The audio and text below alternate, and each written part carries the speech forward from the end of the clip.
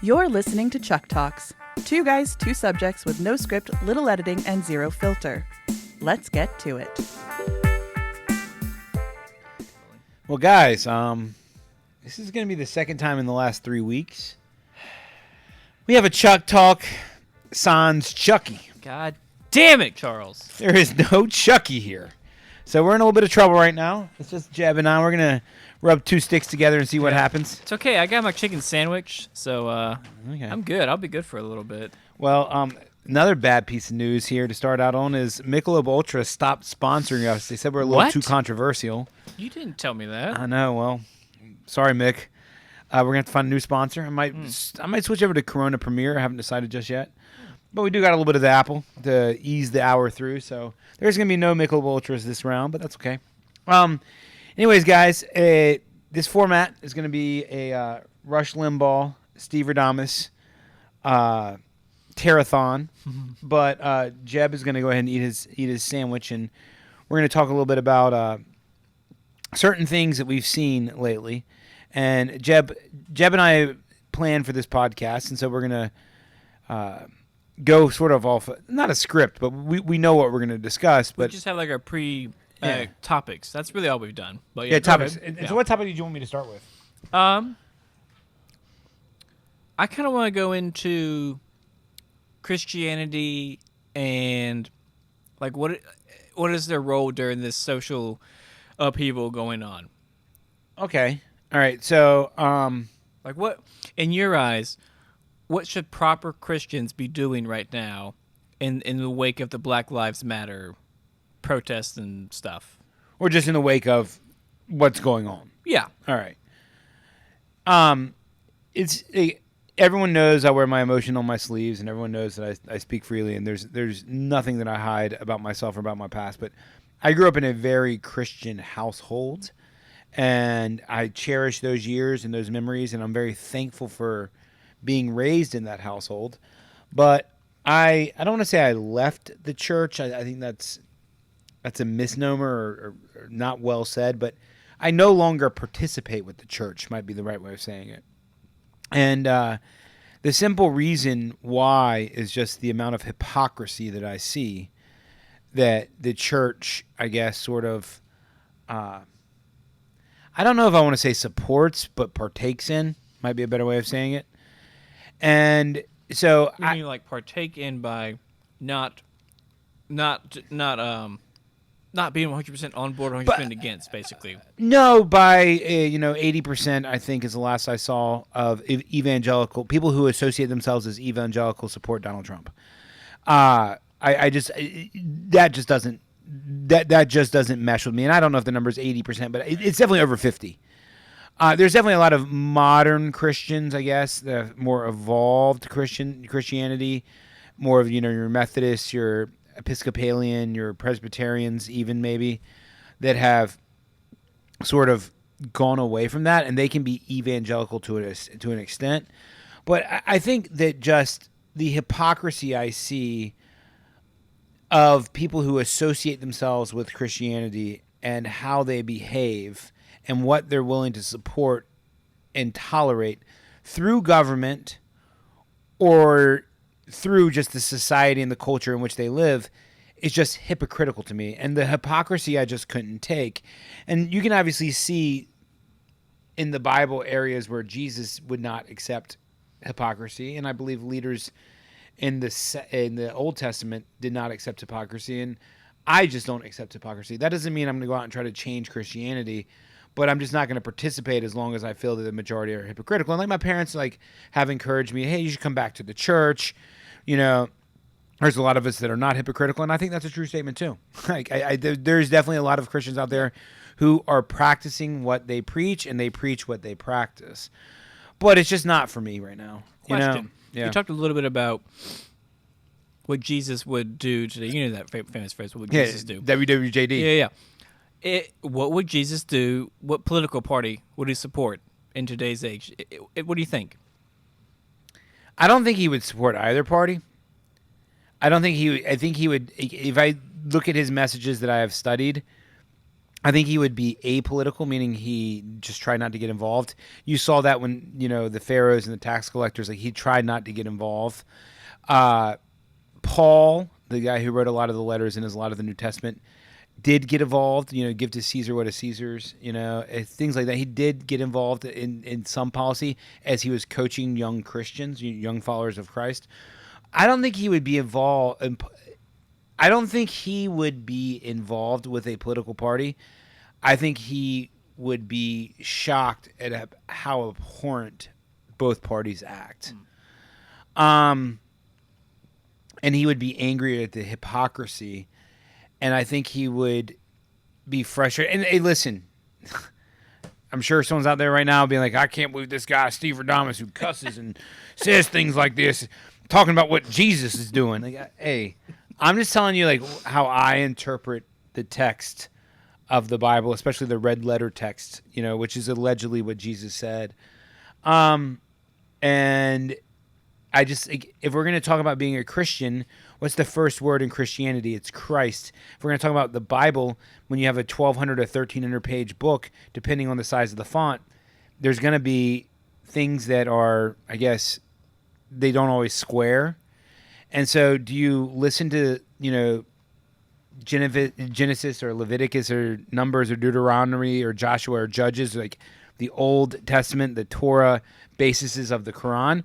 Or do you jump to Matthew, Mark, Luke, and John, Acts, Epistles, the Romans, and the first parts of the New Testament to decide if there is a hypocritical or two things that don't square, which one are you going to choose to follow?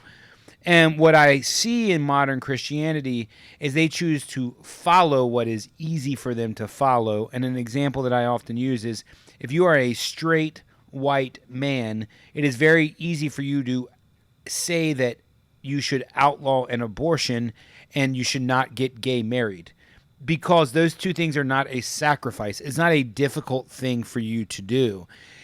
What is a sacrifice is you accepting that some people might be gay, you accepting that women should have control over their bodies.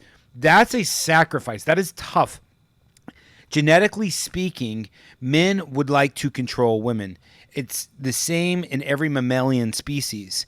We've evolved, we have a prefrontal cortex, but when you make a sacrifice, what you're often doing is going against what your innate desire as a mammal is.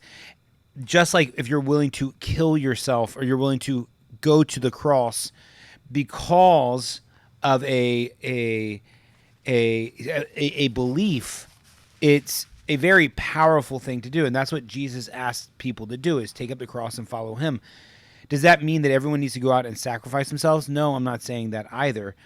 What I'm saying is, like, he's asking people to take a sacrifice for the betterment of humanity, and that's sort of what he sees himself as doing, I think. How hard is it if you're a 40-year-old white man who has no gay tendencies or has very little gay tendencies and has no vagina of which to procreate a child? Is it to say, hey, yeah, abortion's illegal and you know what, can't get gay married? Like, what sacrifice are you making? Like, that's not a sacrifice. It's a sacrifice is saying, humbly, I recognize that innately as a male, I would like to control society and that other people should have a voice too for us to get advanced. I recognize that I don't have these urges, but it's very possible that two men can love each other and render a successful marriage. And so it's just like, that's the hypocrisy, I guess. Yeah, why is it? I mean, we kind of went on a tangent here, but that's kind of what we do. But in your opinion, why is it gay marriage and abortion are the two hot topics? Like, even like because the men in power, it's easy for them to take a stance. But there's other things too. I'm trying to think of the word, like gluttony. Or the 7 deadly sins. Yeah, it's not like great movie, by the way. Oh, great movie. What's in the bag? That's literally one of my favorite. Top 10, top 20, top 20. That's a good choice. Yeah. But like things like that, not necessarily. I mean, according to the Bible, a sin is a sin is a sin is a sin. Gay marriage is the same as abortion. It's the same as murder. It's the same as theft. It's the same as adultery. It's the same as, I guess, gluttony would be a sin too. Like, why is gluttony not in the forefront? I mean, we are a gluttonous culture. We are. Greed, I think because what I said, is when you look at a Christian or you look at anyone in society, they don't want to make difficult changes for the betterment of their neighbor. They want to maintain their status quo. And if they are, not gay or have no gay tendencies or can't have an abortion because they literally have a penis, then it's very easy for them to be judgmental of that. But like, what are the two things? Like, what's the golden rule? I'm misquoting here slightly, but love your Father Almighty above all else. This is the rule, and the second rule is love your neighbor as thyself. The golden rule. I think it's in Matthew. I don't remember where, but you can get the actual text of that. But this is the greatest commandment. I think when I forgot who. I think it was Peter asked Jesus, what is the greatest commandment? And it's love your Father, God Almighty, first and foremost, and then love your neighbor. So I agree with you, and this is what I was saying about the hypocrisy of the Bible. A sin is a sin is a sin is a sin. But here he's saying the most important commandment is loving your neighbor as thyself. You see what I'm saying? Yeah. And so I just found it. Love the Lord your God with all your heart, with all your soul, and with all your mind, and with all your strength. The second is this: love your neighbor as yourself. There is no commandment greater than these. Okay, then so the Bible says a sin is a sin is a sin, but it also says that. So as a Christian, if I really am following Christ, what should I deem is more important in my life? And in my life as Steverdamus, it is to love your neighbor as thyself. And I think that if you talk to a lot of people who knew me, they would say Stephen practices that. He practices what he preaches. And then I'll get into my philosophy of Christianity later in a second. But I think it's just so easy for people, and is in the modern day movement of like Black Lives Matter, it's so easy for us to just blame other people's for the problems of society instead of saying, hey, what role am I playing in this? Like, what role, like, what could I do differently? Because I was interesting, because I was reading today, I've already forgotten his name, the black guy that died in Atlanta by sleeping in the car? Yeah. Huh. Like, someone posted a thing, get drunk, go to Wendy's, mistake number 1. Fall asleep in car, mistake number 2. Resist arrest, mistake number 3. Steal taser, mistake number 4. And like I get it. I get it too. I get it. I understand that it was a little provoked, but like, was it worth dying over? No. You're getting shot in the back. Oh. I mean, no, of course not. And I think any Christian out there who's worth a grain of salt. And let's remind ourselves that Jesus asked us to be salt of the earth. He didn't ask us to be clumps of salt. Boom. Nailed it. And so any Christian out there that's worth a grain of salt, no pun intended, is going to recognize that there's just something wrong about that. Judge not because you should be judged. Forgiveness, love the neighbors themselves. Like, those cops didn't practice any of those things. I'm not saying I want a lawless Antifa society with everyone running around, fucking drinking and driving and falling asleep in fucking Wendy's lines. Yeah. But that's not the goddamn point of the conversation. Of what I'm saying. What I'm saying is that you don't shoot people in the back. Mm-hmm. And if we can't see a problem with that, then we are the problem. And we can get into specifics. Well, how would you have trained those police officers, Steverdamus? How would you have handled the situation appropriately? Like, well, dude, you have his car and his license plate and his fucking and his driver's license. Let him run away and then go to his house and be like, dude, like, we can't do this, bro. Like, you need to come outside, and now you need to go to jail, and now you can hit him with another charge. Like, he was not a threat to society. I thought it was interesting. I haven't looked up this at all, but I thought it was interesting. The dude stole the cop's taser. And so you might... Because he didn't want to get tased. Yeah. But, I mean, that's a good point, too. But you could argue the cop thought his life was in danger, which makes it, like, you're worried about a taser? No, there's no argument. I think what they'll say is in the heat of the moment. Now, what I do think is, had there not been all the other crazy shit that had been happening, I don't think the cop would have reacted that way. And I don't think either the man... I can't remember his name. But we should look up his name. We should say his name. Yep. But... I don't think that that he would have reacted that way had the cops not. Like, everyone's on edge right now, and you know who I blame for that? I blame ourselves, and I blame the media. Rashard Brooks. Say his name. Rashard Brooks. Like, Rashard Brooks should not be dead tonight. Rashard Brooks should probably be, at his home, out on bail, being like, oh, fuck, why did I drink those beers? Right. And, he should not be facing 25 years in prison. He should not be dead. He should not be driving a car drinking and driving. I don't think anyone's going to argue that. But it's just like he should not be dead. And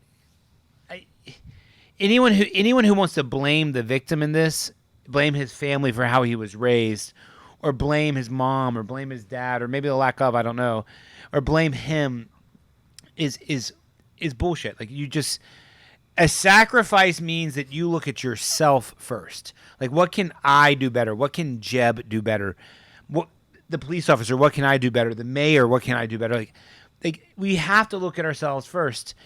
And I get it. I get the other side of the argument. I do. I really, really do.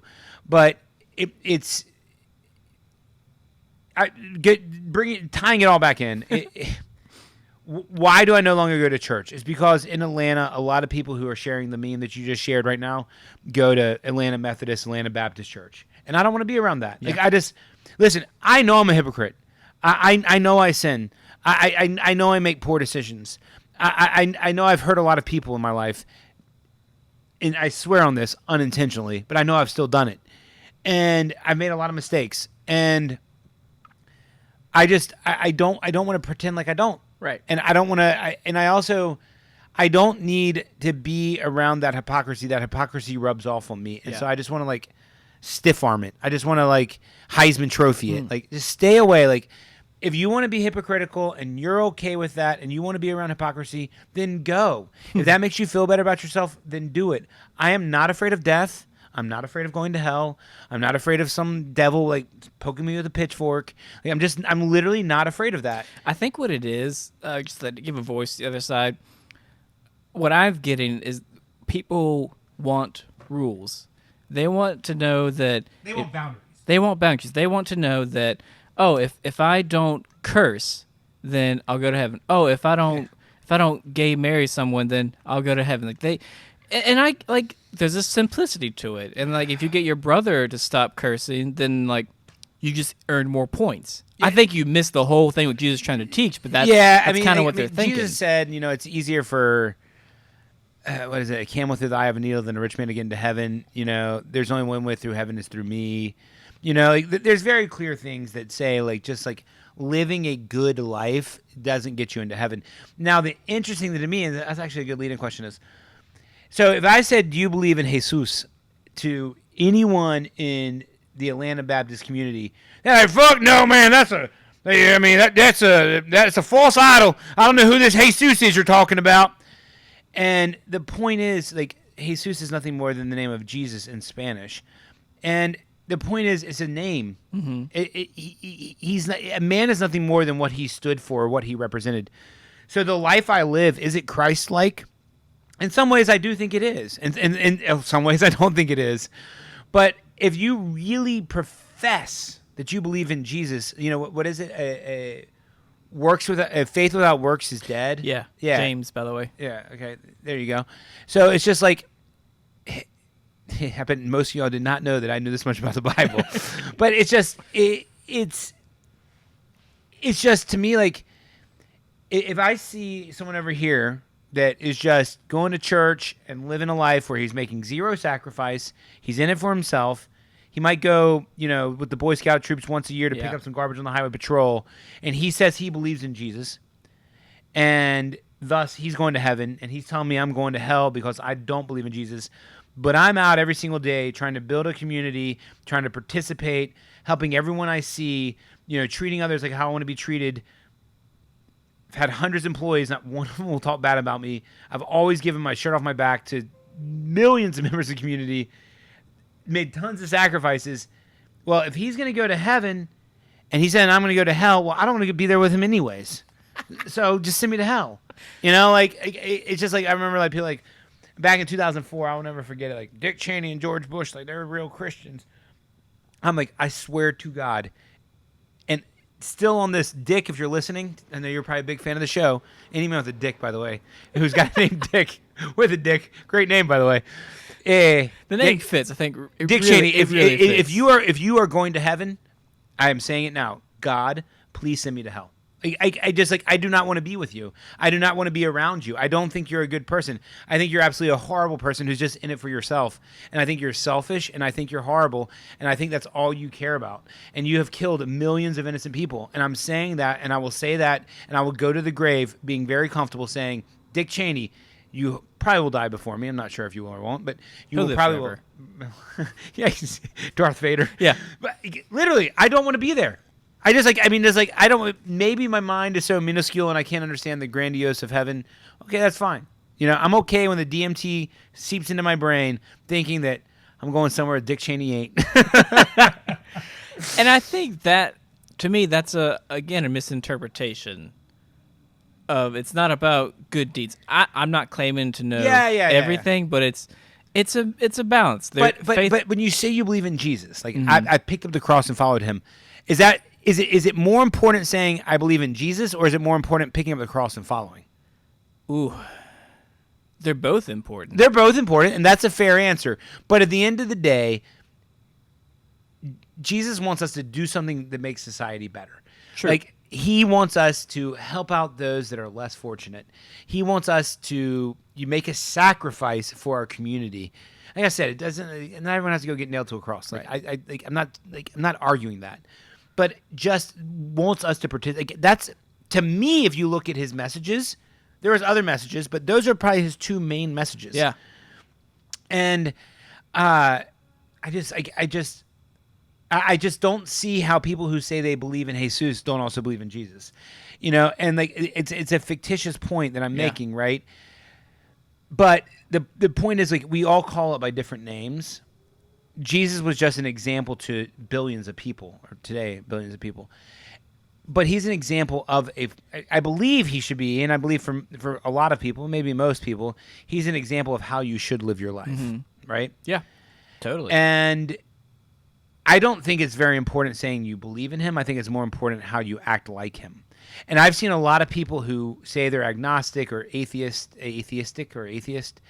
and they're a lot more Christian than I see a lot of people who claim to be Christians in my lives. It's so true. Dude, you're so right. Dude, like, I'm not calling people out by names, but you know who you are. Whoa, do they? Yeah. I feel like the people that you're talking about don't know they're doing wrong. They think they're in the right. That's the problem. Well, they just hide behind this name Jesus. They're just like, oh, well, I believe in Jesus, and I'm just telling everyone about how great he is, and they're not really doing anything. And they're not really doing anything for the community, and they're not really doing anything. It's more like they're trying to convince people, and I've said this before in other podcasts, they're trying to convince people to believe what they believe so they feel better about themselves and their choices. Yep. Instead of just being like, I admire how you look at it, which is just like, hey, I feel really comfortable believing in Jesus. I'm very happy believing in Jesus. Make fun of me. I don't care. Yeah, it's fine, yeah. Exactly, it's fine. I don't give a shit. You know, but like, and I'm also trying to live like him. Sometimes I get mad. Sometimes I yell. Sometimes I probably think I'm better than somebody. Sometimes I probably think someone's dumb. Or Not whatever. a perfect person. Yep. Not a perfect Never person. said I was, Yep. yeah.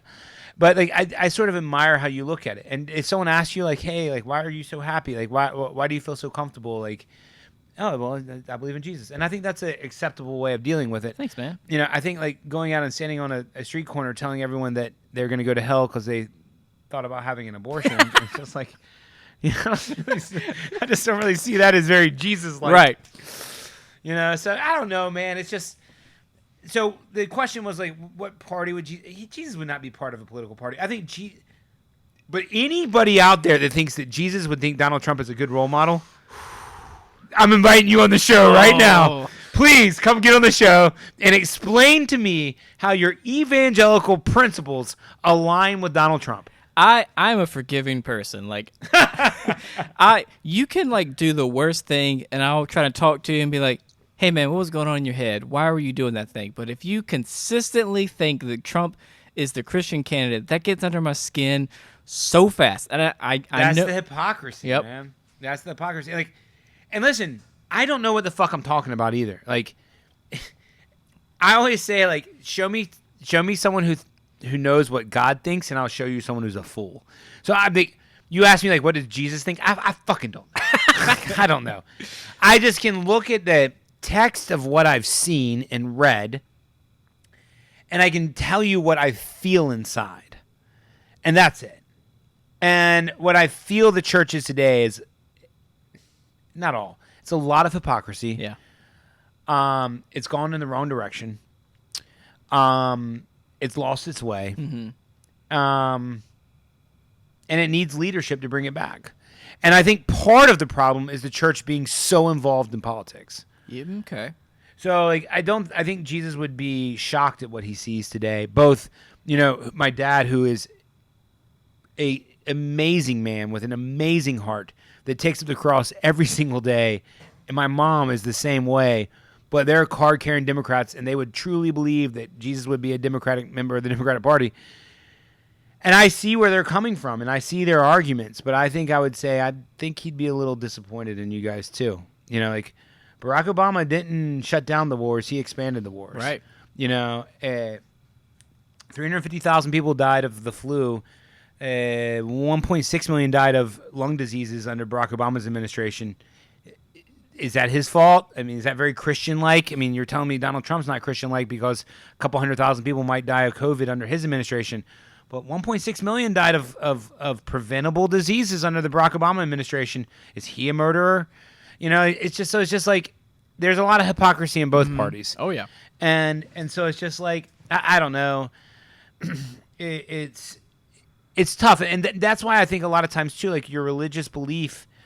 I understand, but it's so interwoven, right? Like your morality, your religious belief, your political party. Your family, your hometown, your district, your state, your federal government, your enemies, like all this shit's defined, and I don't know. It's so challenging. It's so incredibly challenging.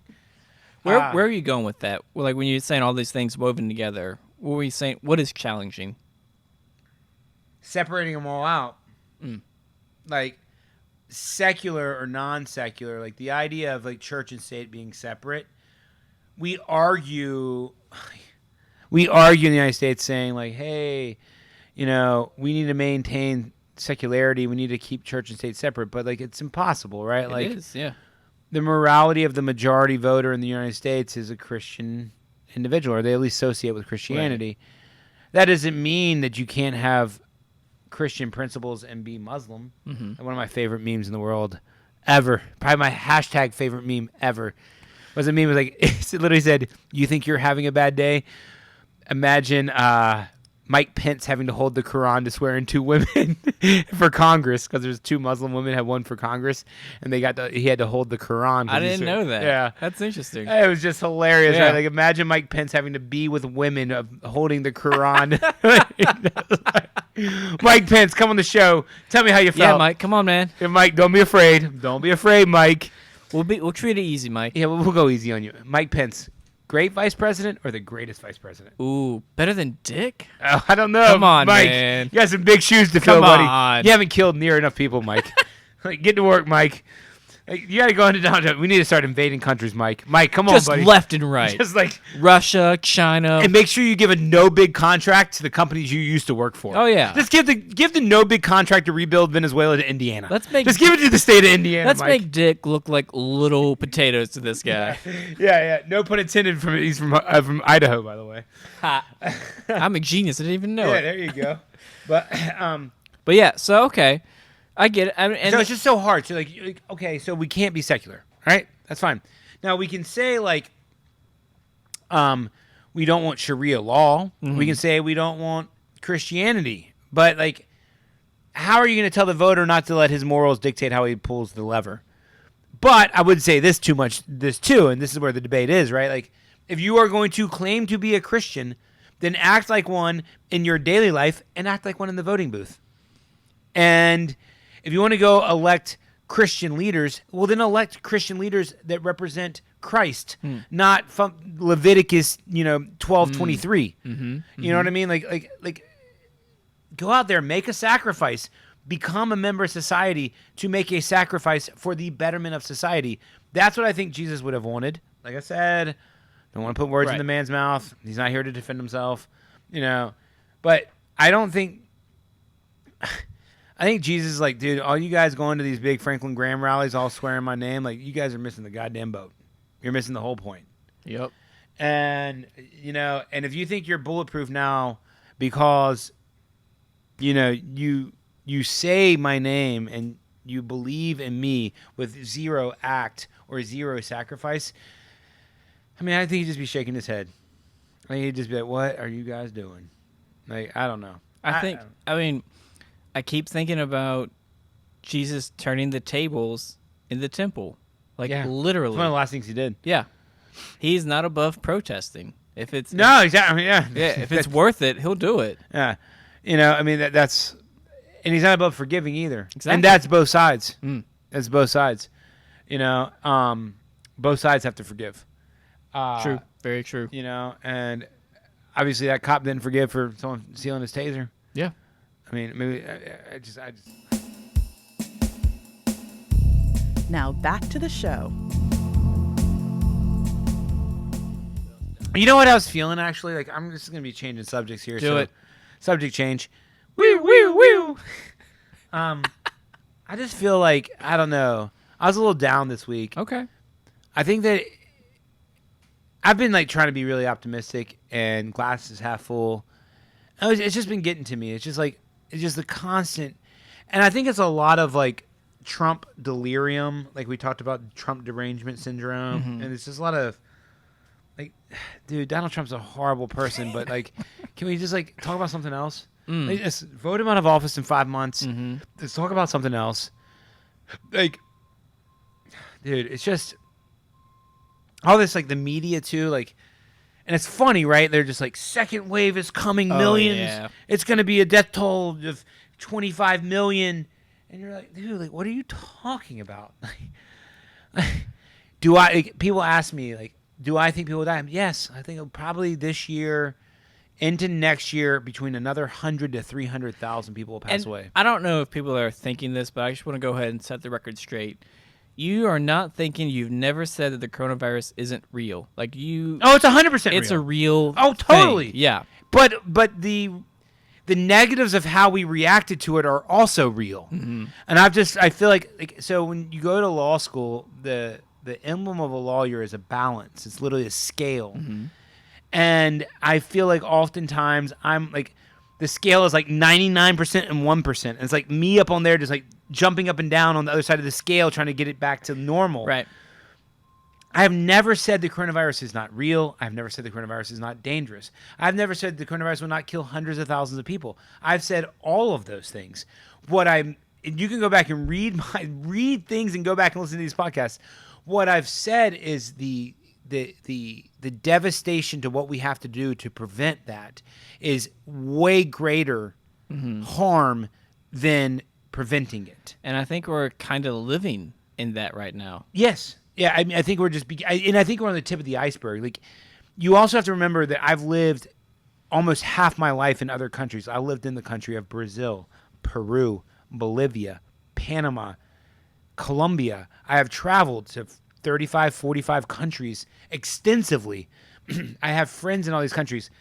Those countries are up Schitt's Creek without a paddle, and the boat has tipped over. Like, it's going to get very bad. Like, an economy, oh, you only care about money. Guys, an economy is so much more than money. An economy is stability. It's food on the table. It's confidence. It's safety. It's health. It's the ability to go outside and go for a run and go for a jog and seek education and get a better understanding in life and to procreate and to be part of a community and to celebrate. I mean, an economy is so much more than money. It's not like when you say economy, it's just like, it's a poor choice of words for something that's much greater. And what I have been saying from the beginning is the cure cannot be worse than the disease. I'm also not advocating that everyone go stick their head in a pile of COVID. Like, I'm not advocating for that either. What I'm advocating for is a rational policy that keeps society moving forwards, that keeps a progression while keeping the most vulnerable of us sick. Safe, you mean? Definitely not sick. Safe from sickness. Yeah, thank you for catching. Yep. I sound like Dick Cheney there for a second, but like, I mean, it's just, it's ludicrous, like how we just jumped to this conclusion that like, and it was just such a fucking privileged seat to sit in. All these politicians who are just like, yeah, of course. I mean, everyone's got savings, right? Yeah, let's just watch Netflix for a couple months, and we'll call a little timeout. Stay home, guys. 20-second timeout. 20-second timeout. Like, if that were the case, oh my god, that would be great. Yeah, exactly. But I can't stay home 3 months with no work. Exactly, and like, oh my god, and listen, if the fatality rate was what the media says it was, and that was actually true, which is not true. I would say, yeah, if the fatality rate is 5 or 10%, yeah, we need to all stay home. But it's not 5 or 10%. It's more like 1 in 500, more like 1 in 1,000.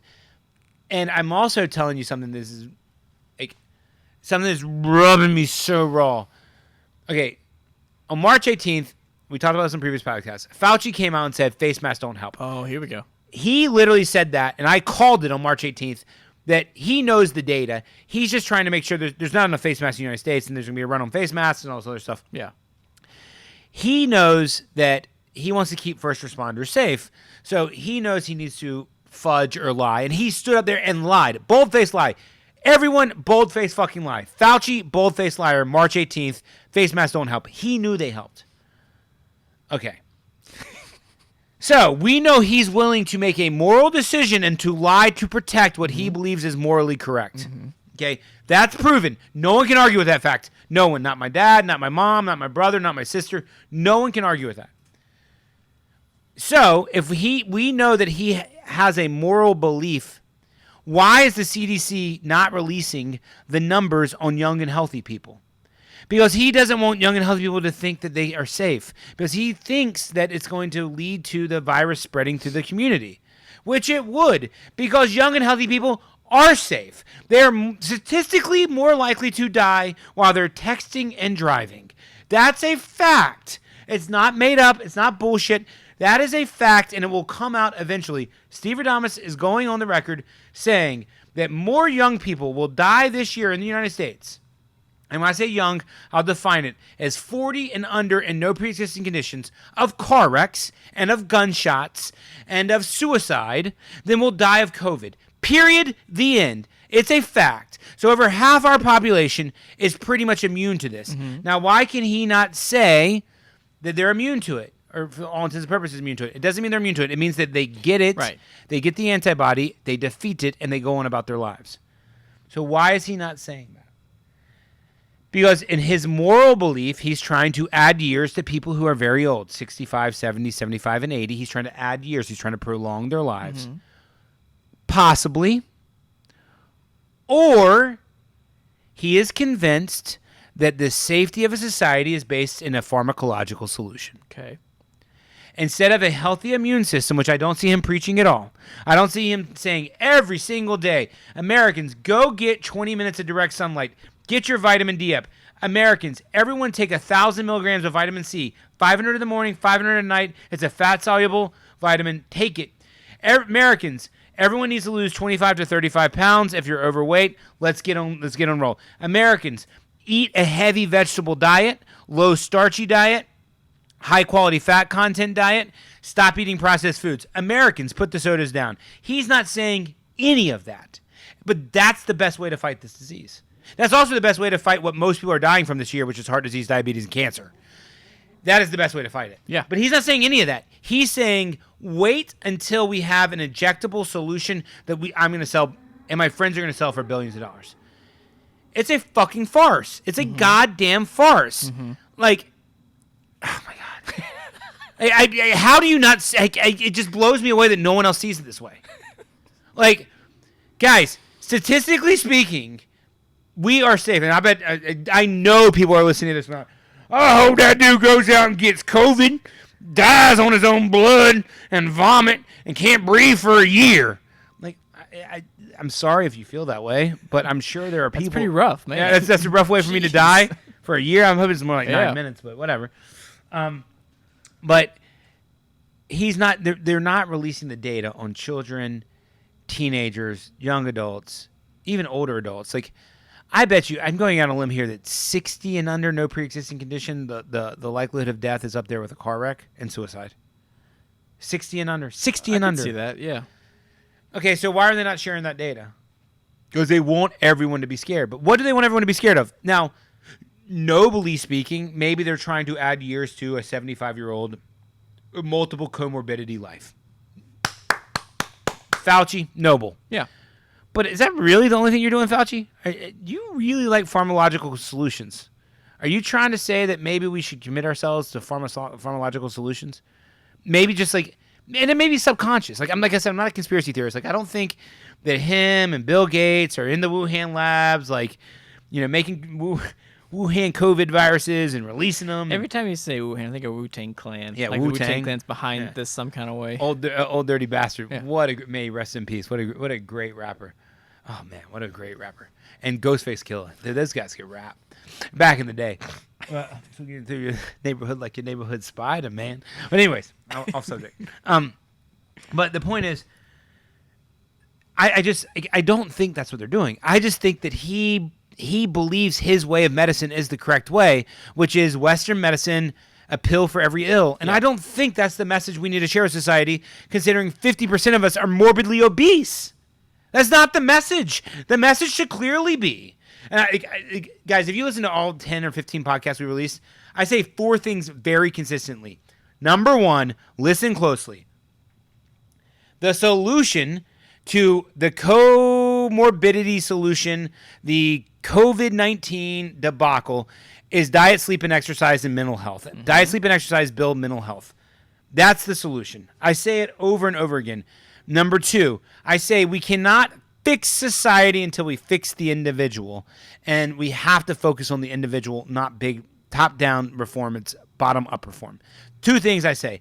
The other 2 things I say, also a lot of the podcast, is we have to change the way we police our society. We need to refinance public safety, and we need to decriminalize about 95% of the shit out there.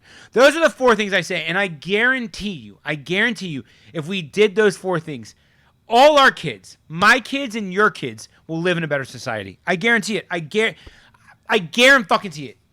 I will go to the grave believing that. I think it goes back to our conversation on Christianity a little bit, as far as why are people, they like an easy answer.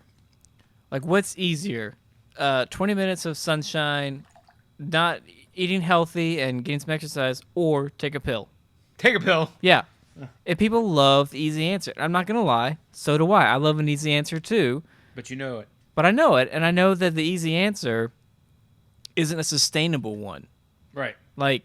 But me exercising and getting 20 minutes of sunshine is going to do more for me than that'll last longer. That'll keep me healthier longer than just like taking a vaccine. Absolutely. And it will make, and if you really want to talk about sacrificing, it will make it so that you won't need a hospital bed, so that if my mom does, there you go, she has it. Yeah. And so it'll make me too, so where I can go visit your mom and not worry about catching it because my immune system is already amazing. And so my mom has got COVID. She's at her house. No, that's not true. But imagine my mom's at COVID. She's got her house. Who's going to go help her? Right. Well, Jeb is like, well, I'm young, healthy. I've made the sacrifice to be young and healthy. Well, he didn't make a sacrifice to be young, but he made a sacrifice to be healthy. And I'll go. I'm brave enough. Yeah. That's Christian. Mm-hmm. That's a Christian answer. Yeah. Saying everyone stay at home until we can inject each other with fucking pharmaceuticals is not a Christian. Mm-hmm. And by the way, I'm not an anti-vaxxer. I don't think vaccines are terrible. Right. Blah, blah, blah. It's a tool. It's not the end-all, be-all, but it is a tool. It is a tool. But what I'm saying to people is it's a bad way to think that that's the best solution. Mm. That's what I'm saying. And I'm glad we got to this point in the conversation. I think saying, hey, let's just wait till a vaccine is a bad way to look at the problem. Yep. That's like, putting your finger in a dike, a dam. Mm-hmm. There's a huge water leak. The right thing is go downstream, build a much better dam. If you're just like, I'm going to take a little bubble gum and put it in the hole here, and let me stick my finger in this hole, and that's going to catch up to you. So let's build a better dam. And the better dam for society to stop COVID-20 or COVID-21 is let's get better immune systems, everyone. And I just don't understand. Like, no one's talking about it. No one. Like me, maybe. Until I'm blue in the face. Yeah. Everywhere I go, I'm like, It's the other thing too. I say is like I will never have a political conversation until we talk about how we take care of the planet. Like everyone's like, oh, we have Black Lives Matter and COVID and this. Okay, can we just agree that the most important thing is planet Earth?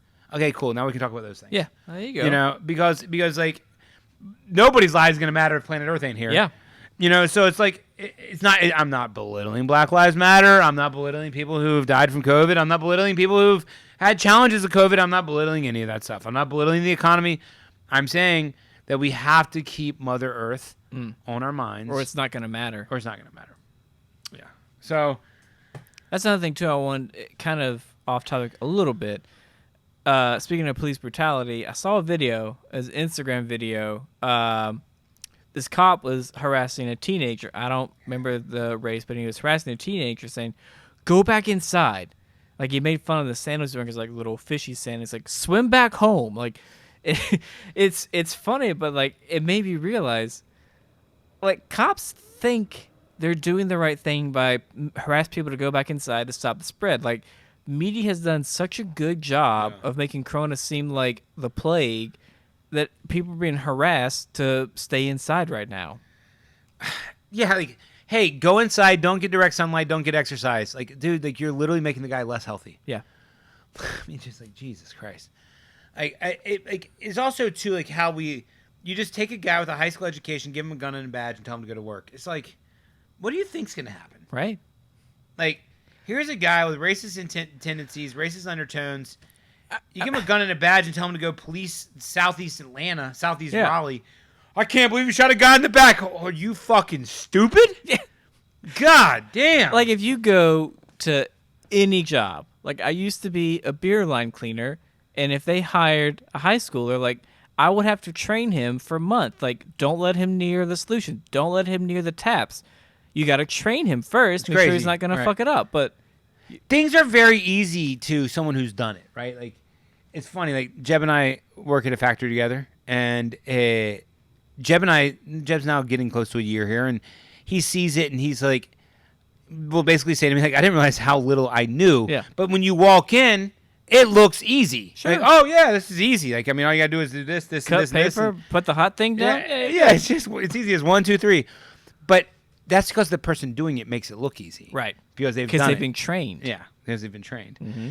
And so, like, you give some cop 8, 12 weeks of fucking basic training and a notebook, and then just say, here is a gun. Yeah.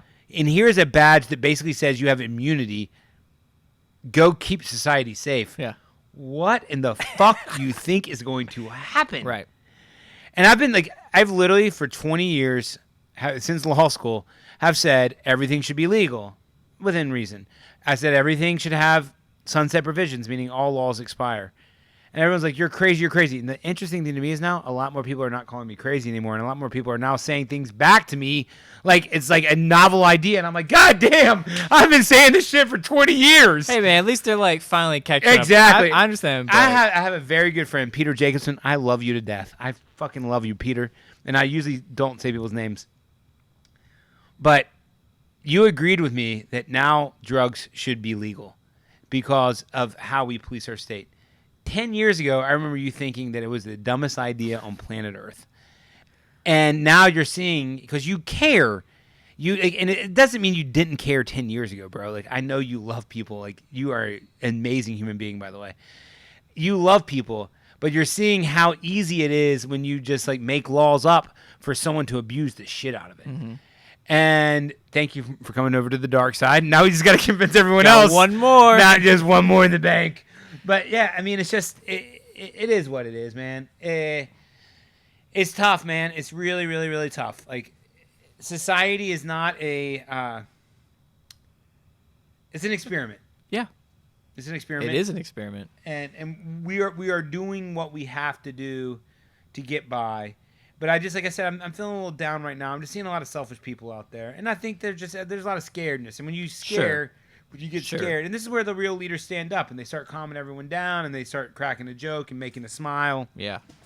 And you got to sort of we all have to sort of build society back up, you know? And it's the responsibility of everyone to build society back up. That includes people who voted for Barack Obama. That includes people who voted for Donald Trump. Like, we have to all get together, hold some hands, sing Kumbaya and start building society back. Yeah. Because I hope we're at the bottom.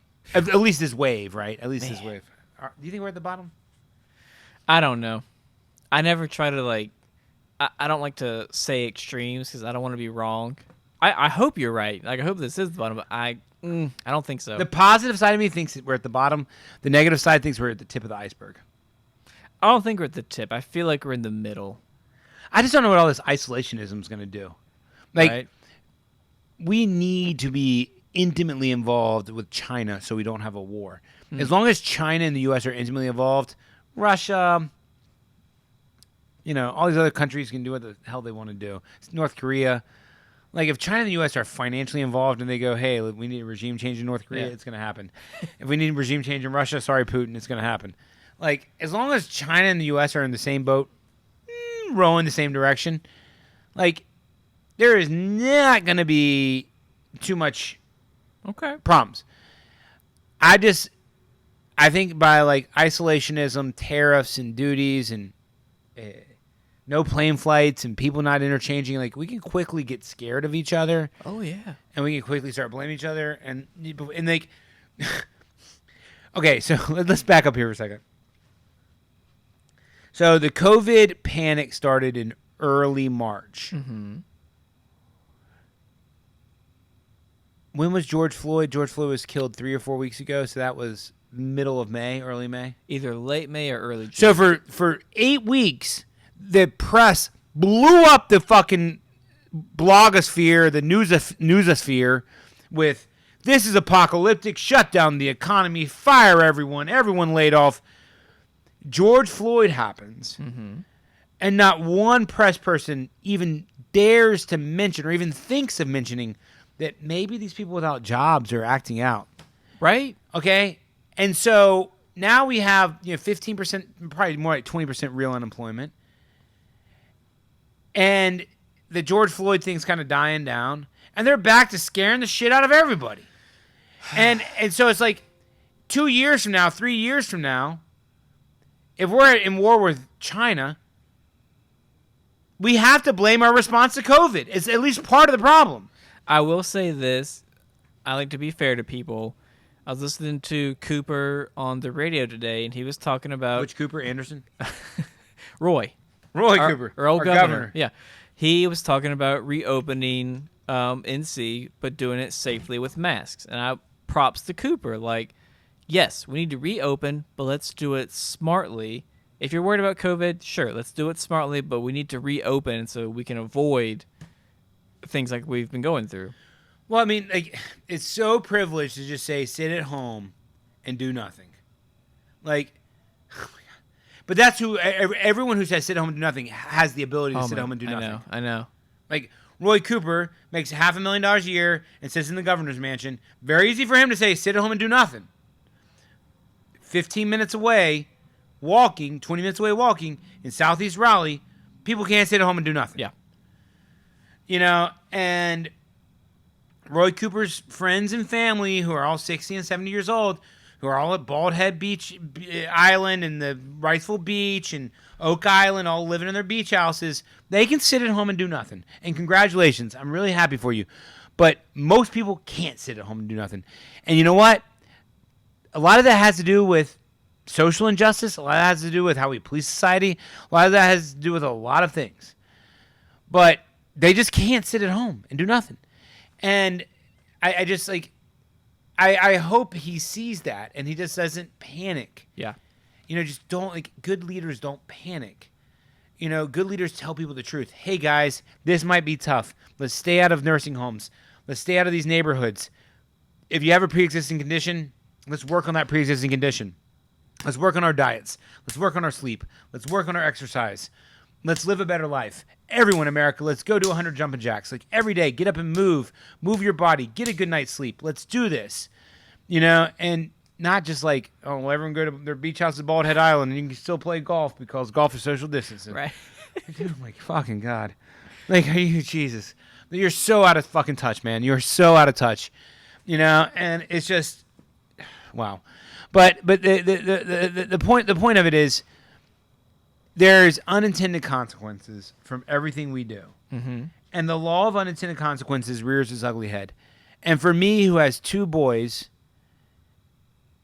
at the age of 8 and 5 who can both be drafted into a military, drafts will never happen again. Well, they've happened 5 times in the history of the United States, so please don't tell me they'll never happen again. Right. Not having a positive relationship with countries around us is a recipe for war. Isolationism leads to war. Period. The end. It's a fact. Look it up. France and Germany got in a really big war that led twice. Well, actually, it was Germany and Austria, but Germany and Austria, Germany, Italy, Germany, France, Germany, Belgium, Germany, England got in a really big war because of, guess what? Isolationism. Japan and the U.S., guess what? Isolationism. Like, we get in these huge wars with each other because we isolate ourselves from each other. Borders frequented by trade seldom need soldiers. They just don't need soldiers. As long as we're interchanging. Like, we've ordered a bunch of product from Asia that's hopefully getting here soon, that raw materials, that they just don't sell in the United States. We manufacture everything here, but there's raw materials we literally don't have. That trade creates safety and prosperity for both cultures. And without that trade, it can get really dark really fast. And be like, 200,000 old people might die if we don't completely shut down society. Well, 200 million people might die in 5 years from a nuclear holocaust. Yeah. So let's keep these things in perspective, guys.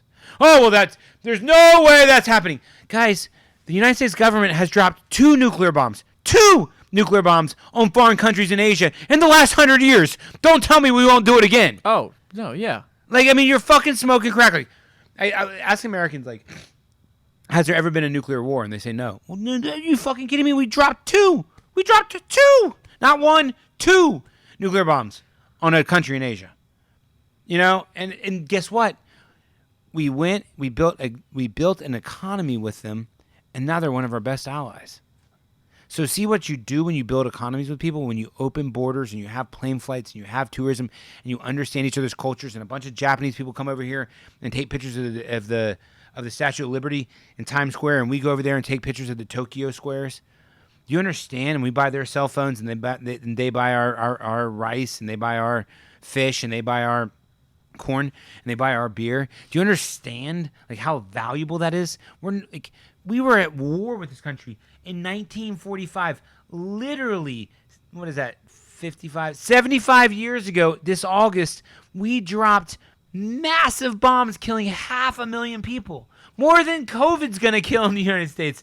We killed in 2 seconds with 2 nuclear bombs.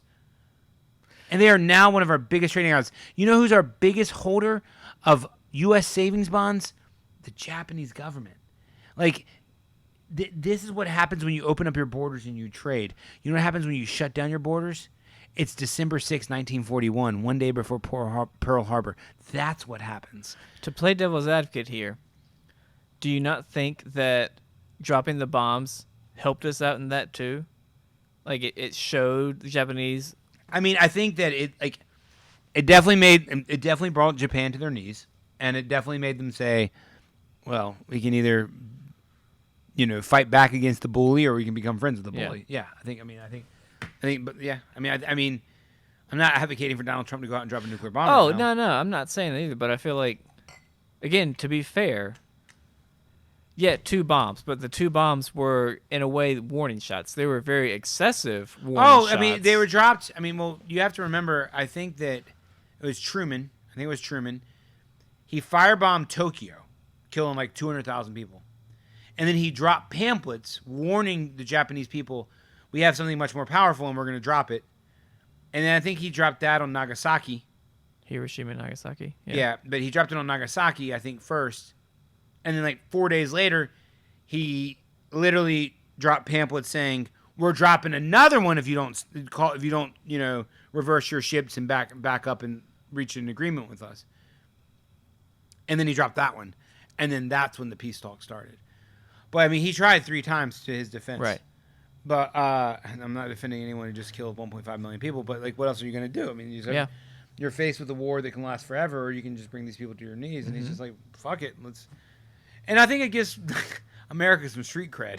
Yeah. Like, I guarantee, like, people are like, oh my God, like, these Iranians, I'm terrified of them. And, these Chinese, I'm terrified. And these Russians, I'm like, dude, we drop nuclear bombs on people. Honestly, now that you mention that, I feel like we've been living on that street cred since 1945. Like, have we been a badass since then? Dude, like, I mean, it's like, I'm not making a joke about, like, being proudful of being from the United States, but, like, when you drop nuclear bombs on people, like, you get people's attention. Yeah.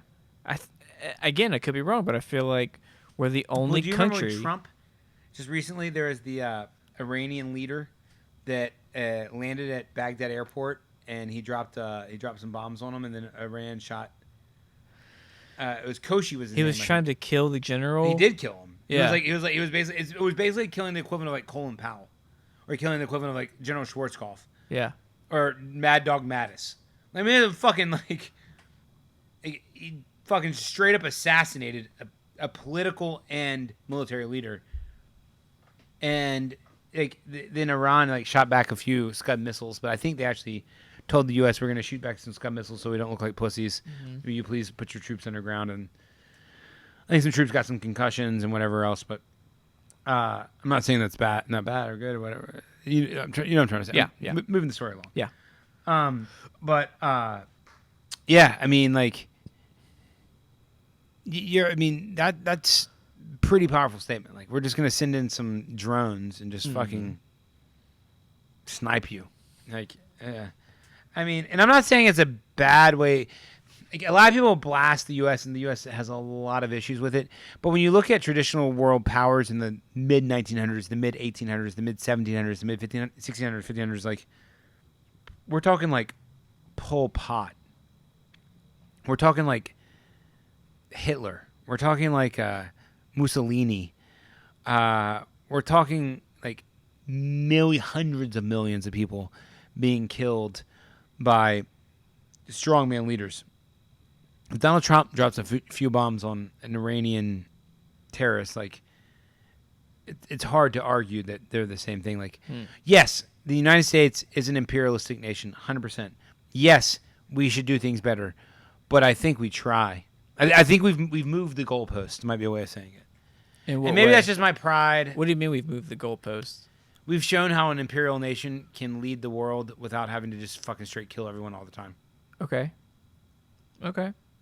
Like, by showing them what capitalism is, showing them how we can all integrate economies. Like, we now live in the most peaceful time in the history of mankind. Yeah. Hands down. Like, it's not even a close second. People are like, oh. And there's still strife. Like, oh. I agree with you. Oh, you. yeah, there's still strife. There's still a lot of strife, but Yeah. be like, oh, man, we got to go. We have so much further to go with the race wars and this and that. I'm like, do you know how far we've come? Like, Yeah. I'm not saying we don't. Two things can be true at once. I'm not saying we don't have a far ways to go. I'm just saying we've come a far way. Yeah, I just think it was interesting. I agree with you. It is the most peaceful. I don't know. It's just interesting to me that this is the most peaceful, but people are still dying. Like, what does that say about humanity? I don't know. We can be fuckheads sometimes. Oh, yeah. But, I mean, I don't know. I think we got to keep doing, and this is part of it. Like, I think we got to keep doing what got us here. That's freedom for the individual. That's a democracy. That's a capitalistic-based society. That's quality leadership.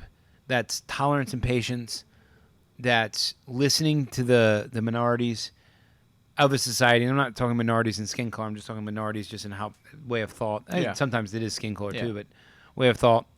That's respecting one another. And those are the things that we have to do. Like, every morning I wake up and I literally say to myself, every morning, I'm going to be 1% better today than I was yesterday. That doesn't mean it's always true. Like, sometimes I'm definitely 1% worse. Sure. But every morning I wake up and I swear, I take a few deep breaths as I'm like, my eyes are coming to, and I say, I'm going to be 1% better today than I was yesterday. And I get up and I try to live my life that way. And I think that that's what we have to do. Like, right now we're waking up and we're 1% worse. You can blame Donald Trump. You can blame Xi Jinping. You can blame Putin. I don't care. But you don't have control over them. You have control over you. And you have to wake up every morning and say, I, Jeb Binner, I, Stephen Chrisman, or I, Charles Hassel, I'm going to be better today. I don't care what everyone else does. I'm going to make it. I'm going to make more sacrifices. I'm going to be more tolerant. I'm going to be more patient. I'm going to be more loving. I'm going to be more generous than I was the day before. Because that's the only way we're going to improve. Because you're either improving or, I guess, I don't know what the opposite is. Like, you're either. Let me here. I haven't done this on this podcast. But I'll leave it. I'll leave you with a quote that I really, really like. I haven't said. I don't think I've said it on any of the podcasts, and this is the last thing I'm going to say. The only way to fill in the hole of infinite hate is with an infinite amount of love. And who said that? I don't know. Oh, I like it. But you got to look at the hole of infinite hate is always going to be there. And there's only one way to combat it, and that's with an infinite amount of love and tolerance and hope and positivity. And that's just what the world is lacking right now. We've just gone on this black hole of hate and just disgust with one another. And the only way to start to fill it in is we, the individual, have to pick up our shovel and start filling in the hole. So on that note, love you guys. I'm signing off. I'm tired. Drink some Crown. Yeah, I'm going to have a Crown Royal. I hope you guys enjoyed it. Love you guys. Bye. Good night.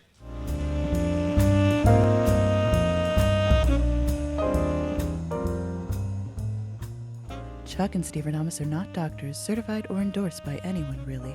Just two guys trying to make sense of everything.